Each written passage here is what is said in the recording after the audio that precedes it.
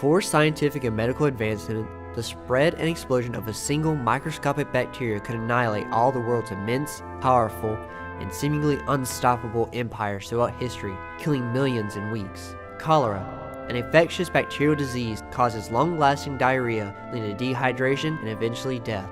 Vibrio cholerae, a deadly bacteria that perpetuates the symptoms, was an unknown, untreatable, and inescapable disease, killing millions of people until encountering the doctor and scientific explorer John Snow during the mid-1800s. Born and raised in York, England in the early 1800s, he was the first of 9 children who lived in the poorest district in the city on North Street. His parents, William and Frances Snow, lived poor lives and later moved to work on a farm. John studied in his hometown York until the age of 14. Knowing that he could never attend the likes of Oxford or Cambridge, he relocated to Newcastle upon Tyne, where he became the apprentice of Dr. William Hardcastle, a local surgeon. During his 4th year as an apprentice, John, now 18, had his first encounter with cholera. The deadly disease, traveling from London to the north and entering through the ports of Sunderland, struck Newcastle on October 1831. The first symptom, queasiness, soon presented itself and was followed by extreme diarrhea, vomiting, and stomach aches. The victim's life ended with severe dehydration. The outbreak was so severe that Dr. Hardcastle was forced to send Snow to the coal mines of Kosciw colliery, where he was forced to encounter both the disease and the infected miners alone. It was there that Snow discovered the unusual treatments for disease. Opium, brandy, and peppermint were futile. He could not help the miners. There was no known cure. Snow returned to Dr. Hardcastle, where the duo continued to treat the disease until 1832, when it suddenly disappeared as quickly as it began. The death count reached 50,000 people. Although Snow could not make a difference with the knowledge he had up to that point, it prepared him to come to the conclusions later on. His explorations of the deadly outbreak prepared him for future encounters with the disease and gave him valuable scientific knowledge. In October of 1836, Snow traveled to London to begin his formal medical studies at the Hunterian School of Medicine. He then moved on to take the licentiate of the Society of Apothecaries later the same year. Passing these 2 exams permitted Snow to practice general medicine as well as prepare and sell medicine. Certified as a general practitioner, he was ready to start his own private business. He moved to 54 Frith Street and set up his own business as a surgeon and general practitioner. While there, he gave regular lectures on the dangers of alcohol, lead, mercury, and deformities in the spine of children. Snow, concerned with the prior cholera outbreak, soon began further research. He became skeptical of the miasma theory and stated that cholera was transmitted through foul air and miasma. He began to examine infected patients.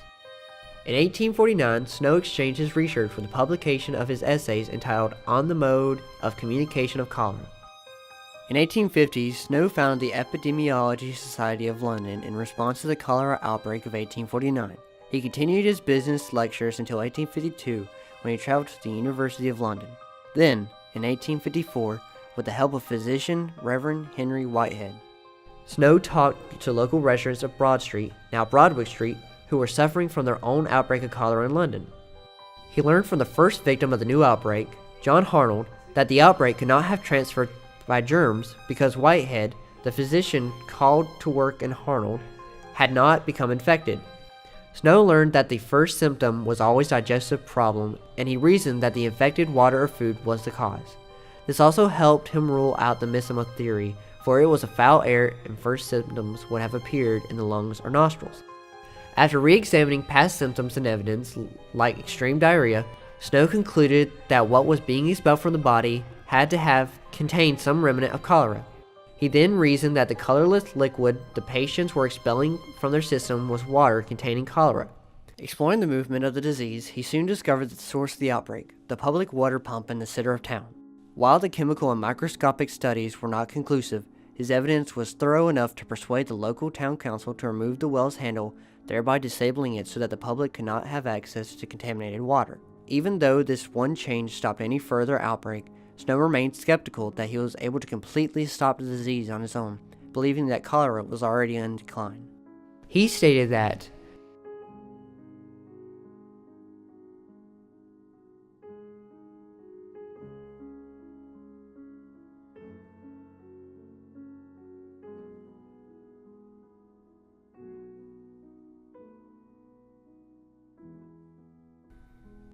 Snow went on to use a dot map and statistics to illustrate the connection between the outbreak and the water pump.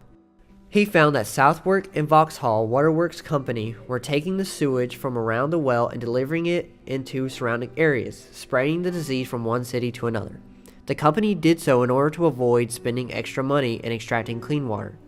This event soon became considered as a founding event for epidemiology, which is the study of medicine that deals with the incidence, distribution, and possible control of diseases and other factors relating to health.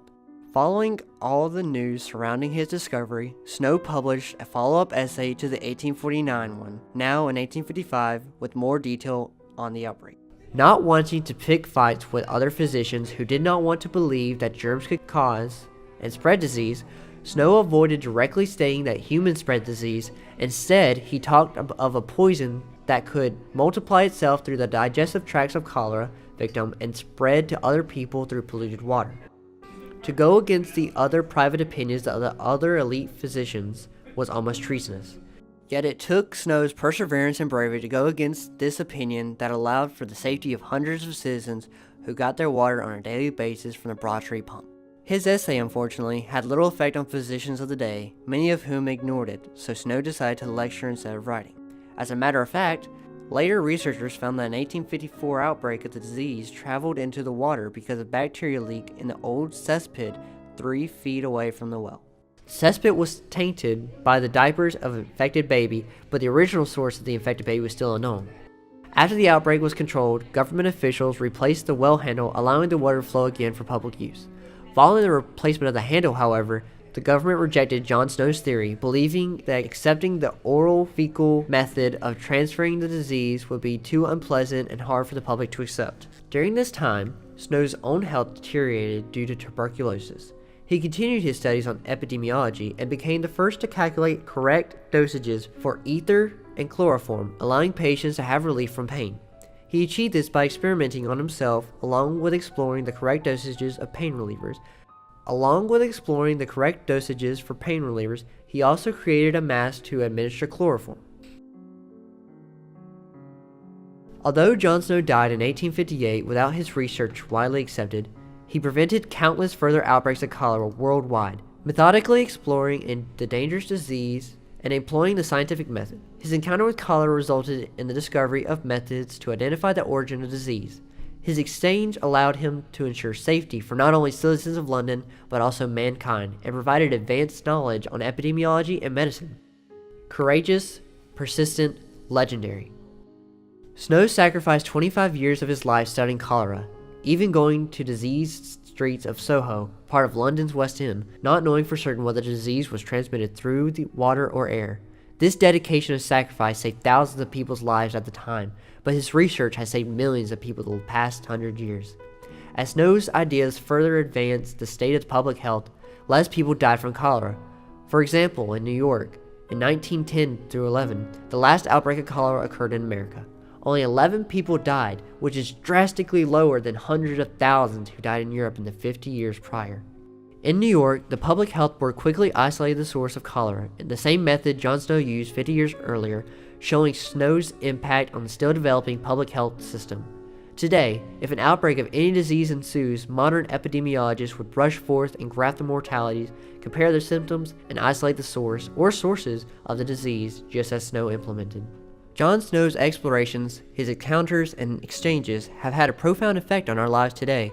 His research, dedication, and life's work will preserve and continue to impact our lives for centuries to come. Snow's explorations stand as a foundation for epidemiology and continually prevents a life-taking influence on contagious disease of mankind.